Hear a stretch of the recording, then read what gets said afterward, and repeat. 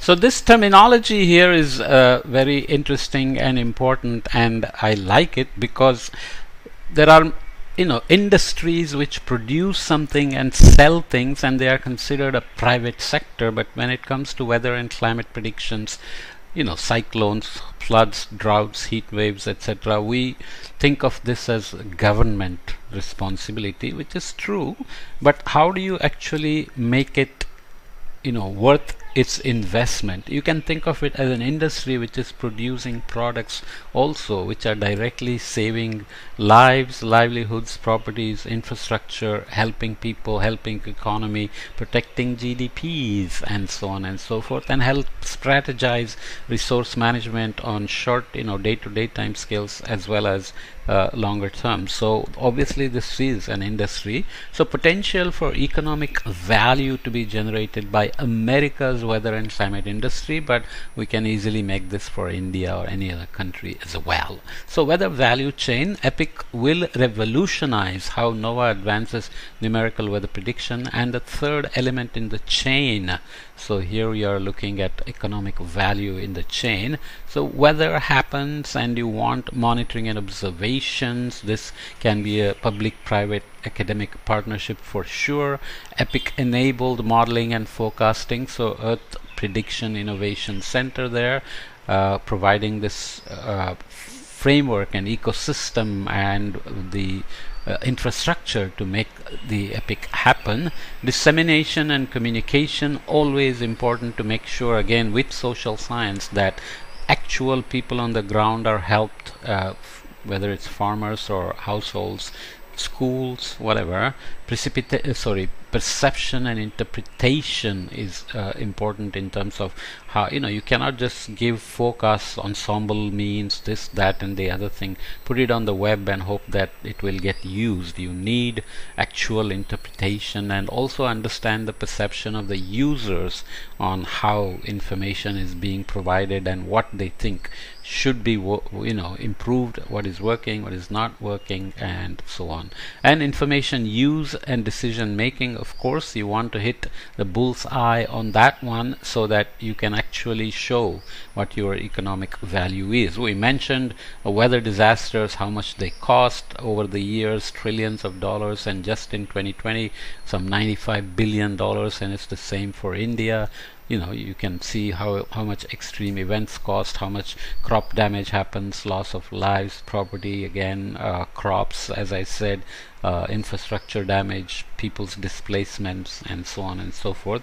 So translating these services, weather and climate services, to economic value is important, so that there is sustained funding to do these, because as you know, the American system, a crazy president might come along and say he knows how to do hurricane forecasting and just change the track and so on. So I want to be careful what I say, but you never know how somebody in administration may think of the value of weather and climate forecast, especially when you mention climate change. So NOAA got into a lot of trouble with one of the presidents in terms of mentioning climate change. So how do you protect these things from funding ups and downs? If you build this infrastructure, you want to sustain it, there has to be sustained funding as well, right? So just to conclude, conclusions and a look forward. As I said, this paper is fairly long with lots of details.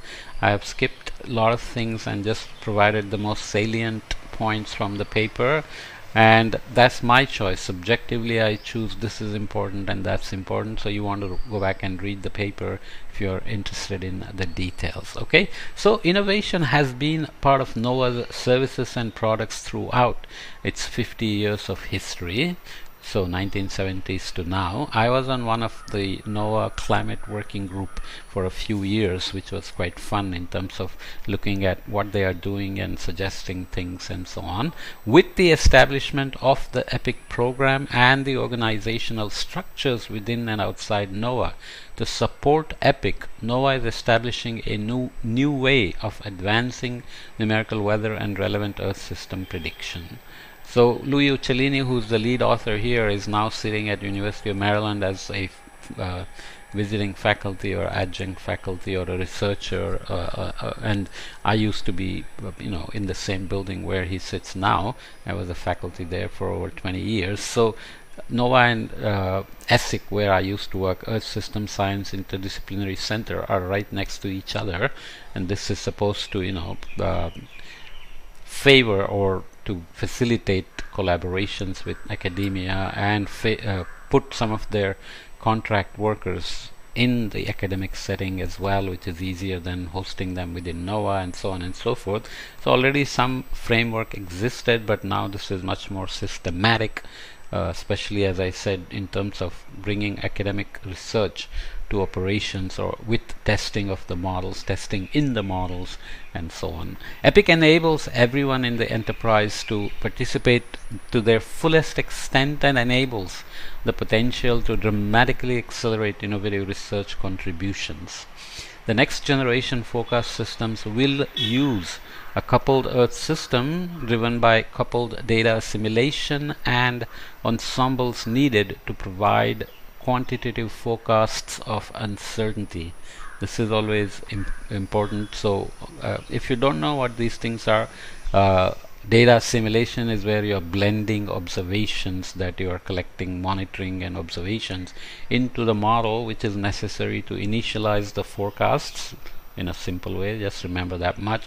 Ensembles, as I said, is where you do multiple model realizations, because Mother Nature gives you one evolution of weather over the hours to days, and model doesn't necessarily follow the same path, because there may be some error in the initial condition, or Mother Nature could have taken another path as well. So you want to give people a sense of what the possible evolutions are that covers what may come out as nature's realization.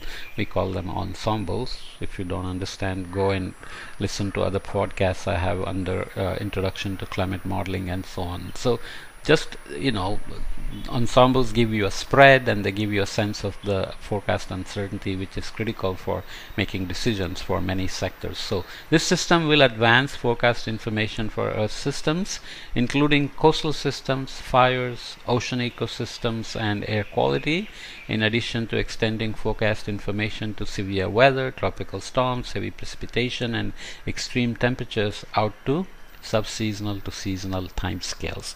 Applications, product applications are not mentioned here, but they involve all the other sectors I mentioned specifically, like agriculture, water, energy, transportation, buildings, health, fisheries, and so on. Okay, so Weather Enterprise as a unified entity will be closely collaborating to build together the Earth prediction system of the future, tapping into a yet unrealized additional wealth of scientific community knowledge. This new paradigm and capability could, in theory, help increase the value of the enterprise by an order of magnitude. Economic value is always important to demonstrate, so that you are not too vulnerable to random ad hoc actions on some person who thinks, let's say there are private players making weather forecasts, and they actually rely on NOAA's forecasts to provide local forecasts. They don't actually have satellites, observation systems, extensive observation systems to produce their own forecasts.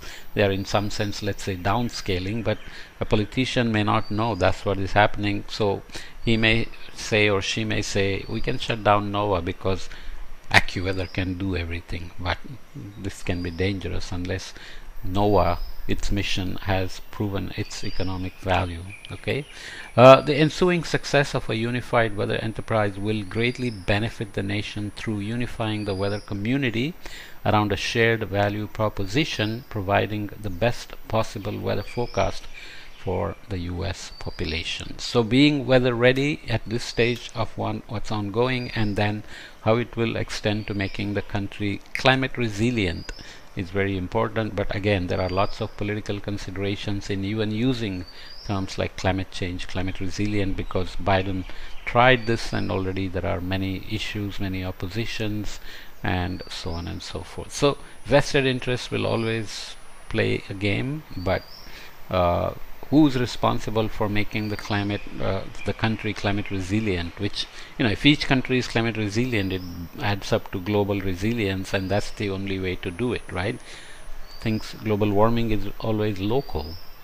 What happens in the western US, central US, north, south, east is all very local, and the forecasts have to meet those, and adaptation and mitigation requirements also have to be served at those local scales. So keeping that in mind, this is a nice paper that I hope will translate somehow to India developing a similar plan for a unified forecast system with partnerships between academia, government, um, and private sector. Okay, I blanked out there for a second.